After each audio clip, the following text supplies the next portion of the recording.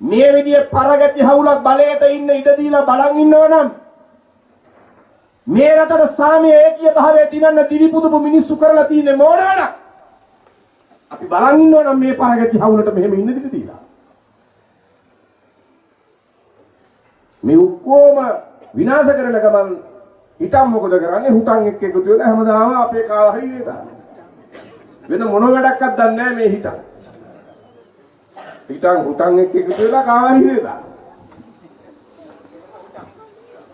තමුනාන්තර දන්නවා දැන් මගේ සහෝදරයා මේ වෙලේ ඊරගෙදර.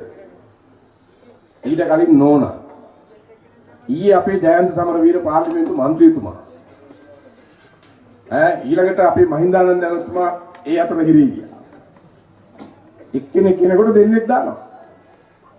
මටත් FCID දවස් දෙකක් ඉන්න ගියා. එන්න කිව්වා මං ගියා මං හිතුවේ දත් බුරුසු තරක් ගියේ.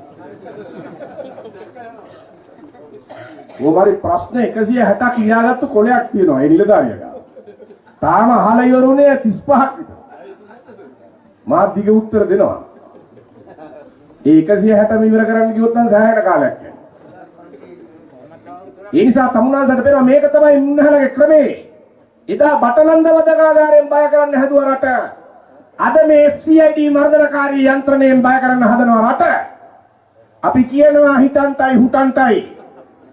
බලගේ බටලන්ද ක්‍රමයට යටත් නොවිච්ච පරම්පරාවක මිනිස්සු අපි. බලගේ බටලන්ද දාලා තියෙන කාලේ තමයි ඉස්කෝලේ උසස් අධ්‍යාපනය නතර කරලා අපි ආවේ. පූර්ණ කාලිනව මේ රටේ දේශපාලනයට. ටයර් සෑවල් වල දරුවෝ මරණ කාලේ. ඒ නිසා හිතන්ටයි හුටන්ටයි අපි කියනවා වෙන මොකක් හරි බලන්න කරන්න ඔය ක්‍රමයට අපේ මේ දේශපාලන අභියෝගේ නවත්තන්න පුළුවන් වෙන්නේ නැහැ.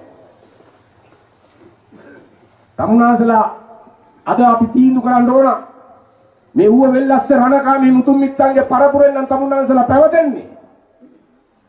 ජනාධිපතිවරණේ මහමැතිවරණේ දෙකේදීම මේ දිස්ත්‍රික්කයේ බලවත්ව ජයග්‍රහණය කරපු තමුනාසලා මේ පරගති හවුල පෙරලන මහා සටනේ සටන් කාමී බලවේගයේ හැටියට මේ සටන අපට ගන්න ඕන.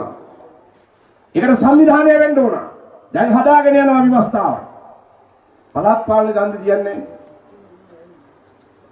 මහා මාර්ග ඇමතියා කියනවා පාරවල් හදන්න නැකත් නෑ මේ හිඳ ටිකක් කල්යන්නේ කියලා.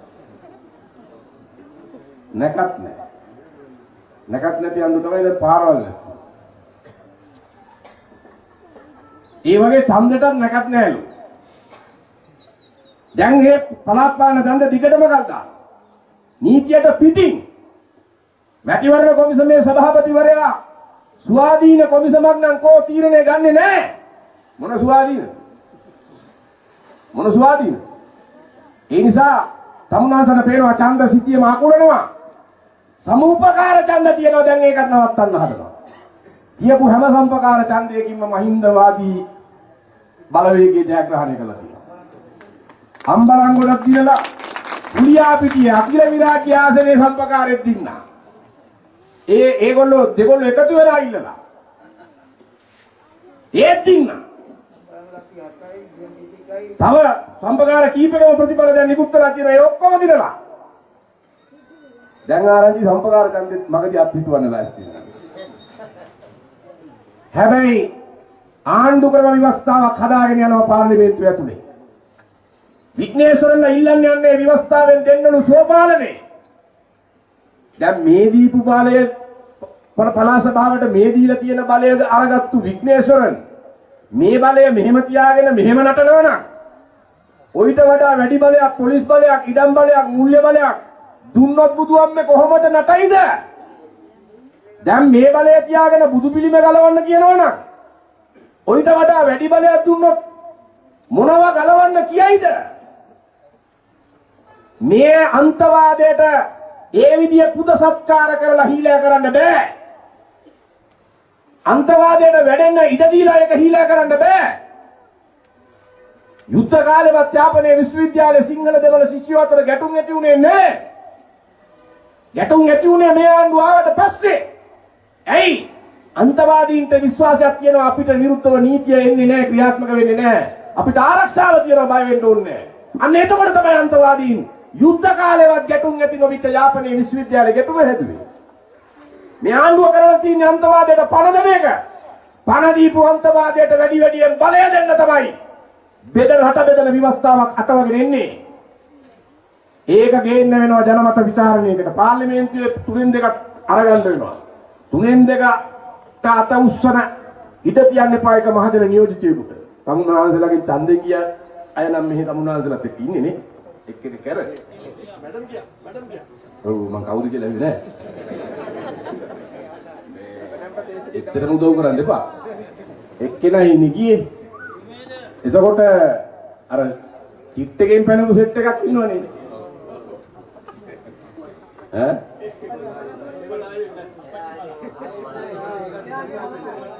නෑ ඒ උනේ අපච්චි මලෝ කියලා දේශපාලන වශයෙන් උන්නේ හැම. ඒ නිසා දැන් ඒ 3-2 බලය ඒ අපරාධයට අත උස්සන්න නොදෙන්න ඕන පක්ෂෙම වුණා. එක්සත් ජාතික පාක්ෂිකයට අයිතියක් තියෙනවා. UNPA මන්ත්‍රීට කියන්න මහත්යෝකට නම් අත උස්සන්න එපා. මේ රට ගැන ප්‍රශ්නයක්. පක්ෂවල ආණ්ඩු ගැන බලයක් ගැන ප්‍රශ්නයක් නෙවෙයි. පණ දීපු ඒකීය භාවය නැති කරන්න හදනවනම් අන්තවාදයට තව දොළ පිටේනි දෙන්න හදනවනම් ෆෙඩරල් රාජ්‍ය බවට මේ රාජ්‍යපත් කරන්න හදනවනම් සමූහ ආණ්ඩු සංගමයක් බවට මේ රට හදන්න හදනවනම් ඒක නවත්තන්න අත උස්සන්න බැරි නම් මොන පක්ෂෙන් ගියත් മന്ത്രിලාට ඒ മന്ത്രിලා තව දුරටත් මේ ජාතියේ മന്ത്രിවරු වෙන්න බෑ. ඒ බලපෑම එතන හදලා ජනමත විචාරණේ එනකොට දෙන්න ඕන කැරකිලා යන සබ්බුව. ජනමත විචාරණයෙන් හොදලා දුන්නොත් පරාද කරොත් ආණ්ඩුවට එතනින් එහා ජනවරමක් නැහැ. මහා බ්‍රිතාන්‍ය ජනමත විචාරණයේ පෙරදුන ආණ්ඩුව ධර්ම මතය පෙරදුනා. ඊට බහුවෙන්ද දාලා ගියා. මේ උටන්නම් දාලා යන එකක් නෑ. හැබැයි යන්න වෙනවා. යක්කන් යවන්න වෙනවා.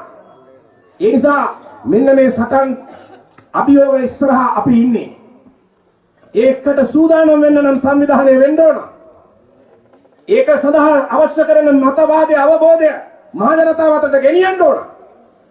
අන්නේ වැඩ කටයුතු කරන්න තමුන්නාසල් ලෑස්ති වෙන්න ඕන.